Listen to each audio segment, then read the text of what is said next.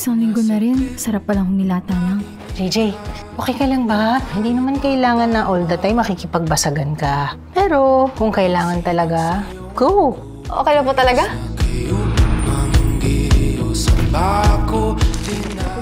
Ay! Ang pula ng ilong niya! Sige na, JJ! Come with me. Here's your order po. Yogurino's Popular Froyo with strawberries. Aray! Ano ba? Ang sakit! Nagtatanong ako ng maayos dito. Sakit-sakit to. Alam mo, ipagawa mo. Don't move.